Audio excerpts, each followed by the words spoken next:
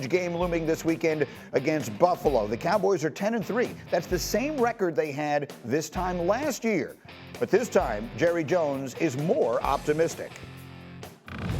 What is your greatest reason for optimism that this year is going to be different? I really think that Dak playing the way he's playing in coordination with what Mike's wanting it to be on the offensive side of the ball, they have a little different perspective when they're calling the plays on offense if they're the coordinator as well. And it's more complimentary, and I think we're getting the benefit of that. All right, so I was asking Hawk about that in the meeting this morning, and you had a very interesting insight into Jerry's not just talking here. In this case, he is exactly right. He's absolutely right, because Mike McCarthy has come in and he's given detail to this offense. I love the fact in the offseason when he said, I'm going to be the play caller, he put it all on his shoulders. And by putting it on his shoulders, he relieved some of that pressure off of Dak, and you can see it in the game plan. The West Coast offense is so nuanced. It's so detailed. And this is different than last year. It's even different than it was at the beginning of this season, because wide receivers, the tight end in Ferguson and Dak, have to be seeing the same thing. And the level of detail and chemistry they've built, you see it. Last year, Dak would be going into games, and they would just have a bunch of options. And you could see that he had an option going into the play, and when it didn't materialize, he didn't know what to do, and he would force a lot of throws. Right. This year, he knows he has the answers to the test because the pressure is off his shoulders, because by going through his progression, by knowing the details of what comes down the field, he's been better. And he's actually playing less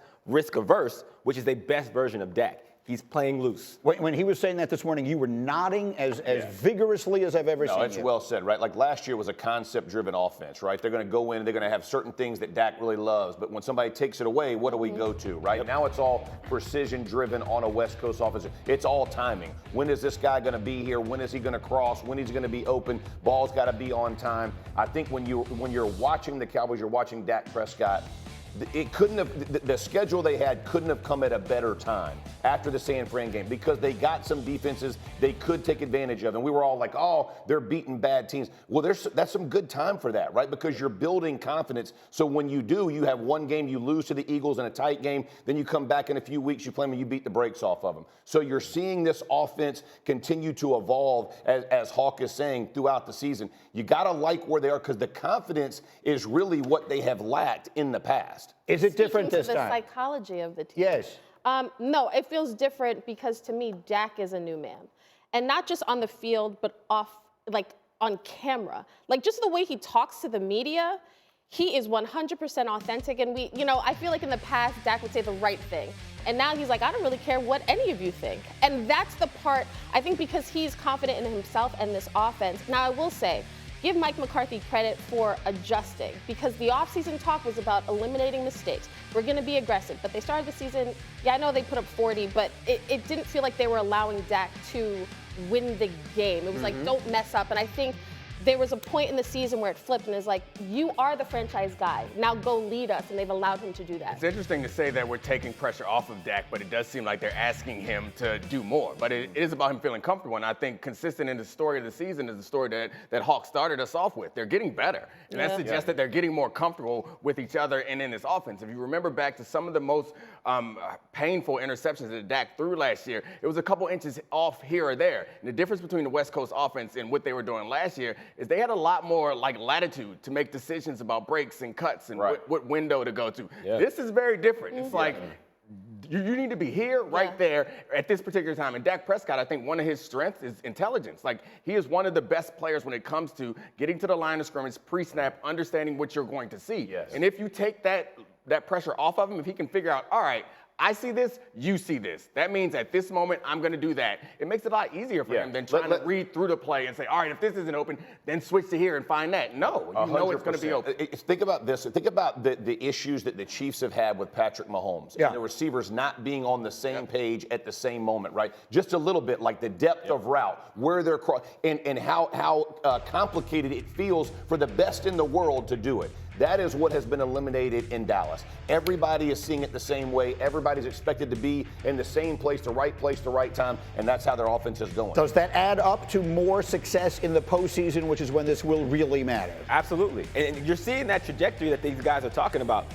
If you go back to that Cardinals game, Brandon Cooks and Dak Prescott specifically, because their connection, yeah, we talk about CeeDee Lamb, he's been amazing. Ferguson has come on, but Brandon Cooks has been the reason why defenses have to play them honest. Right. And in that game, there are quick game throws that Dak Prescott is double clutching. There are times he's expecting Brandon Cooks to sit down in zone and he's running through it, but so very clearly not having the detail that Neek is talking about. This offense goes down to the steps, and the reason why he feels so confident that even if you're not in that timing, he can get out of the pocket and know that those routes are going to be in a certain place, and he's still making those plays down the field. Is this the time? Is this finally the year? Listen, if it's not now, I honestly don't know when. It all sounds good to the 49ers. There you go. That's exactly right. That's exactly the thing, right. because the question of, like, can they win the NFC East? Sure, but that's schedule. Like, they have a golden opportunity to prove that everything we've been seeing will continue, but again, they still gotta do it. I like and them. Dominique, I like them. I want to like them. make sure you say that in the group chat, in the family group chat. I will. We're honest around here. Like, yeah, they know that is. I think they're better than everyone in the NFC, except for the Niners. Niners. They're going into that San Francisco Invitational that is the NFC playoffs. Super Bowl contender or pretender? Hawk, Kansas City Chiefs, contenders or pretenders for the Super Bowl? Absolutely contenders. They have the best player on planet Earth, and that's always going to make them contenders. Did you see that fire from him at the end of the Bills game? Was Kadarius Toney offsides? Absolutely. But did Patrick Mahomes have a right to be upset? No, he did not.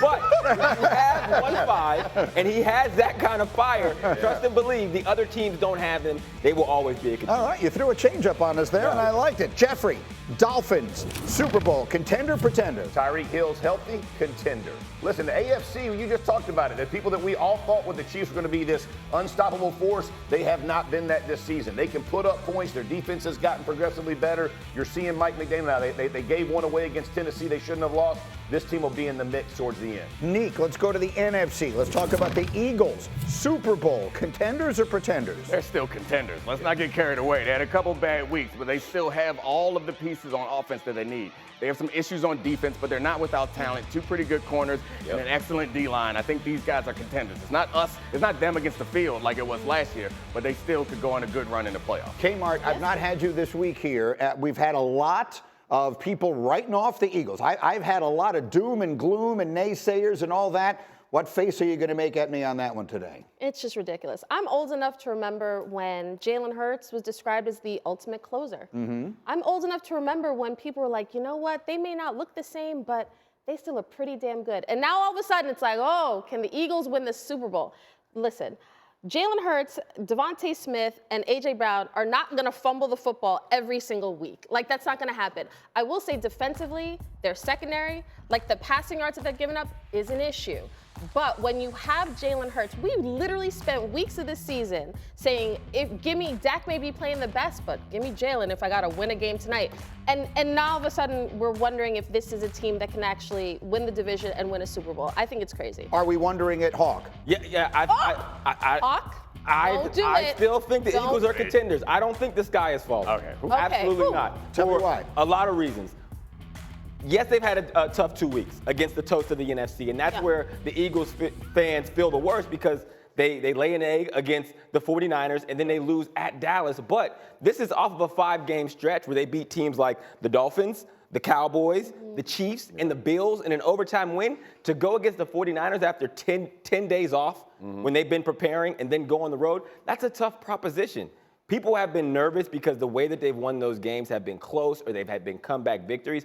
I think that's a good thing because they're battle tested and they've still been able to tally a 10-3 record with no offensive identity and their defense being the golden corral because everybody gets. So look, point differential is not always indicative of what's happened, but it sometimes is predictive of what's going to happen. And I'll say it again.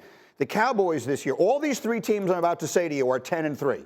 All right? The Cowboys have outscored their opponents this year by 188 points. The 49ers have outscored their opponents by 175 points. The Eagles have outscored their opponents by 21 points. I mean, they are literally just sneaking by. Hawk doesn't think that's a problem. Do you? Absolutely. I mean, they're not as good as those other teams. We can't pretend that they're not. Do I think that it means that they're not contenders? No, I still think they're contenders, but it's a problem. Over the course of a sample size that large, you should have a bigger point differential. Yeah. We talk bad about teams like the Giants and the Vikings last season when they got into the playoffs and got records higher than their point differential suggested they should. So we should do the same thing for the Eagles if we trust that stat. I do think it's a problem, but they have overhaul on both sides of the ball as far as coaching staff. So there is hope that their coaching staff has improved the same way that you expect players to improve, and they get better towards the end of the season and play well.